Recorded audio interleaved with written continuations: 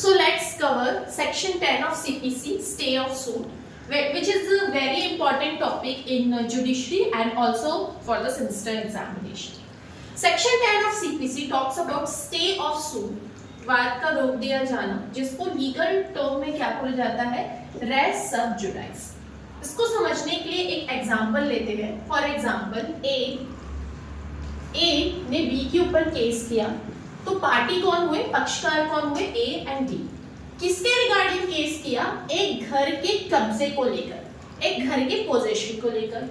तो ये हो गया इन लोग का सब्जेक्ट मैटर, विवादित तथ्य, और इन लोग एक पर्टिकुलर कोर्ट में अपना मामला लेके गए।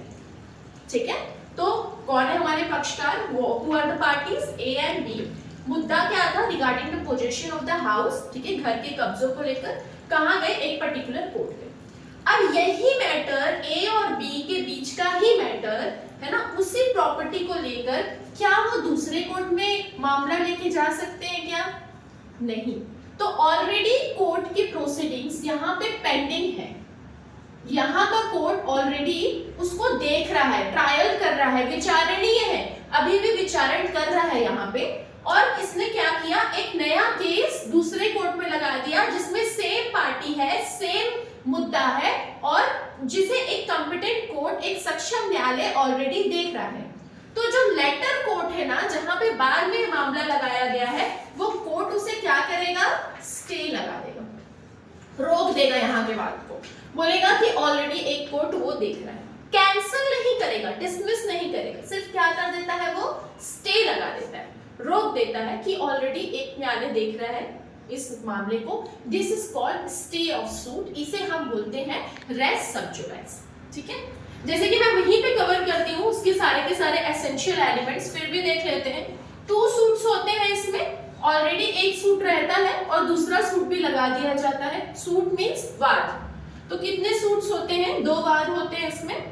Second is same matter in issue, जो विवादित तथ्य होता है वो सेम होना चाहिए। जैसे यहाँ पे मैंने एग्जांपल लिया था घर का कब्जा, regarding the position of the property. ठीक है, तो सेम मैटर इन इशू होना चाहिए, सेम मैटर होना चाहिए जो ऑलरेडी एक कोर्ट में चल रहा है।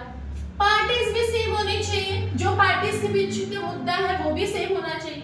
अब ये सोचने वाली बात है, आप ही लोग सोच कर देखो, जब केस सेम है, विवादित तथ्य सेम है, पार्टीज सेम है, तो जब एक न्यायालय जो कि कॉम्पिटेंट है, जो देख रहा है, तो दूसरा न्यायालय उसे क्यों नहीं देखेगा।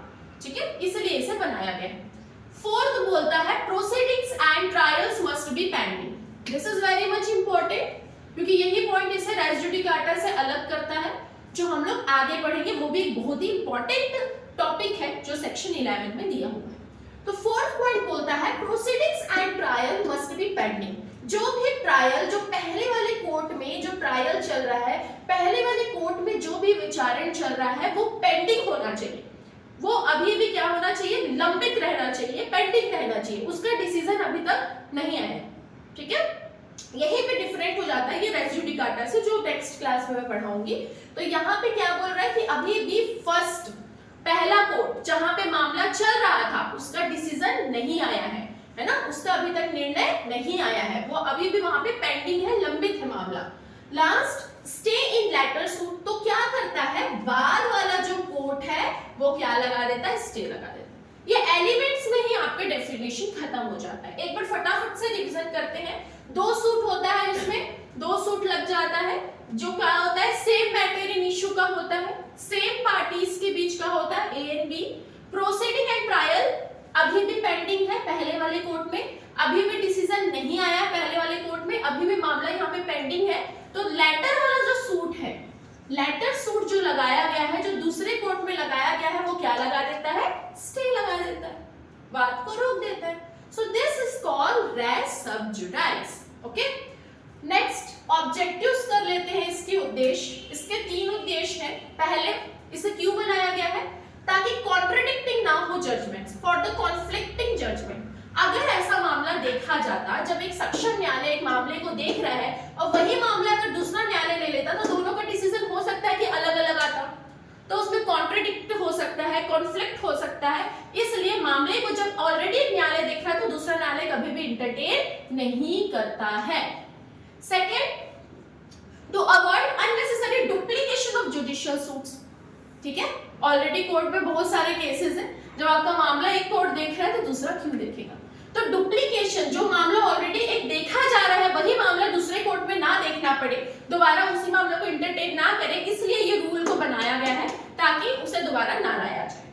Third, to avoid unnecessary wastage of time, ठीक है। जब एक सक्षम न्यायालय, बार बार मैं बोल रही हूँ, जब एक कॉम्पिटेंट कोर्ट एक मामले को अच्छे से देख रहा है तो दूसरा अगर कोर्ट दोबारा उस मामले को देखता है, it is just wastage of time, है ना, ये समय को खराब करेगा। तो वाद की बहुलता को रोकने के लिए, for to maintain the number of unnecessary number of suits, है ना, और टाइम बचाने के लिए कोर्ट का इस रूल को बनाया गया है सीपीसी सिविल के अंतर्गत। सो this is the explanation of section 10 of CPC. अगली क्लास में हम लोग सेक्शन 11 रेस जुडिकाटा करेंगे, which is the most important